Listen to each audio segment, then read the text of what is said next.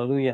యేసుక్రీస్తు సజీవమైన సంపూర్ణమైన నామమందు మీ అందరికీ శుభాభివందనాలు. మరొకసారి దేవుడు ఈ రీతిగా దేవుని మాటలు మీతో పంచుకోవడానికి దేవుడు నాకు ఇచ్చిన కృపకై యేసయ్య నామానికి మహిమ, ఘనత, ప్రభావములు యుగయుగములు ఆయనకు మాత్రమే కలుగును గాక. హల్లెలూయా! మన దేవుడు ఎప్పుడు కూడా ప్రేమైన వాళ్ళరా ఏ రీతిగా ఉంటారంటే తన బిడ్డలు తల ఎత్తుకొని ఉండాలి.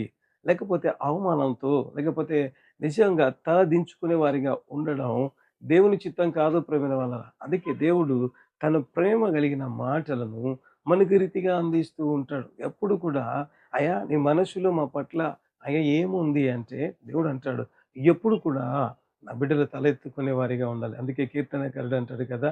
అయ్యా నా ఎడల నీకున్న తలంపులు బహు విస్తారములు అన్నాడు ప్రేమైన వాళ్ళ. హల్లెలూయా!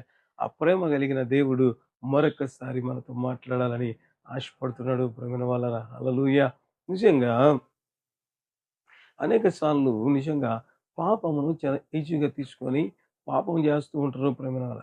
అయితే పాపం ఎప్పుడు కూడా ఏం చేస్తది అంటే నిన్ను తలదించుకునేవానిగా చేయడం ప్రారంభిస్తది. నిజంగా ప్రేమైన వాళ్ళ. పాపం ఎప్పుడు కూడా నలుగురిలో నిన్ను తలెత్తుకునే పరిస్థితి చేయదు. తల దించుకునే పరిస్థితి చేస్తది.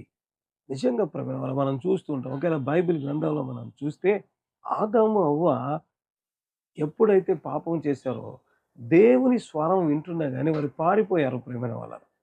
పారిపోవడం ప్రారంభించారు. అంతవరకు కూడా దేవునితో మాట్లాడుతున్న వారు ఎప్పుడైతే పాపం చేయడం ప్రారంభించారో, దేవుడు వస్తుంటుండగా వాళ్ళు పారిపోవడం ప్రారంభించారు.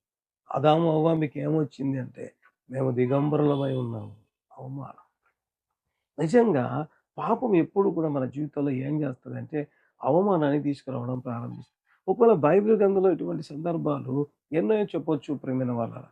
దేవుడే అంటాడు కదా! కయ్యూనుతో మాట్లాడుతూ, "నువ్వు సత్క్రియ చేసిన యెడల, సత్క్రియ చేయని యెడల పాపం వాకిట పొంచి ఉండును.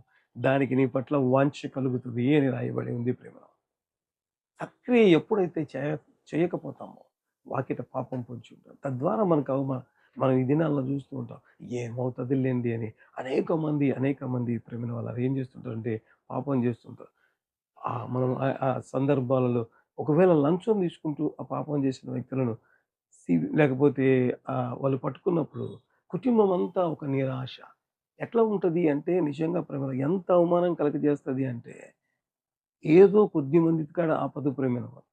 ఆ వీధిలో వాళ్ళకి తెలుస్తదా? ఆ చుట్టుపక్కల వాళ్ళకి తెలుస్తదా?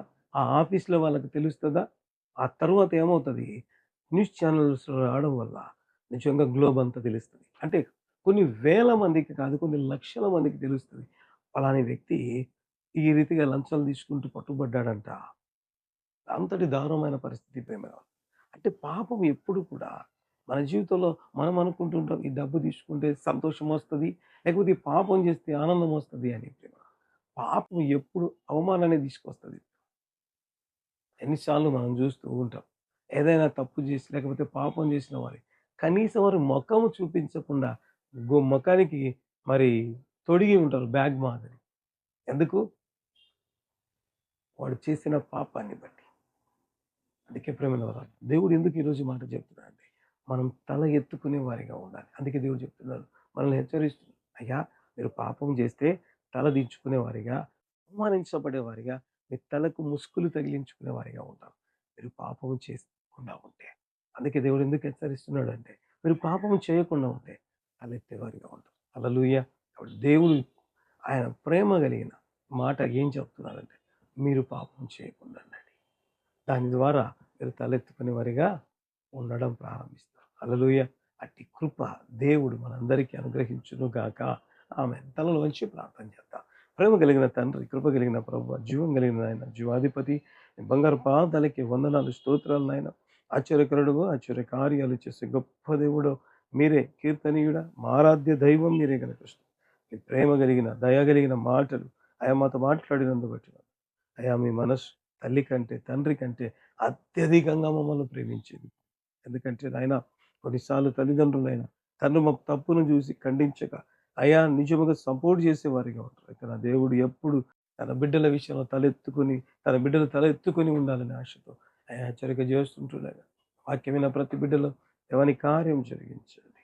అవమా పరచబడకుండా పాపమునికి చూసి పారిపోయే వారిగా ఉండులాగున కృప చూపించి, తద్వారా దేవుడిచ్చే ఆశీర్వాదాలు, దీవెనలు పొందుకొనులాగా మీరే కృప చూపించి, మహిమ, ఘనత, ప్రభావాలు మీరు మాత్రమే పొందమని ఎంతమంది కార్యక్రమం చూస్తున్నారు ప్రతి ఒక్కరూ అయా పాపం పట్ల భయము కలిగి అయా యేసులాగా పారిపో సహాయము దయచేయమని ప్రార్థిస్తూ అట్టి కృప కలిగిన ఏ పాపమైనా ఏదైనా విడిచిపెట్టి పారిపోవుటకు మీరే కృప చూపించి, మహిమ, ఘనత, ప్రభావాలు మీరు పరిశుద్ధాత్మ దేవుని సంపూర్ణమైన కార్యం జరిగించి మేము ఎంతవరకు పాపం చేసి ఉంటే వారిని క్షమించి వారిలో పశ్చాత్తాపం కలిగించి నూతన జన్మ అనుభవంలోకి వారిని తీసుకురామని, తద్వారా పరిశుద్ధాత్మలో ఆనందించే కృప చేత నింపి అదే ఆ దేవునితో తిరిగి సమాసం కలిగి ఉండడానికి ఏ చేయి పట్టి వారిని నడిపించి నీ బిడ్డలుగా అయ్యా అయ్యా అయ్యా తండ్రి మార్చుమని, యేసు రక్తం ప్రతి పాపము నుంచి అదే రక్తమే బిడ్డల మీద ప్రోక్షించి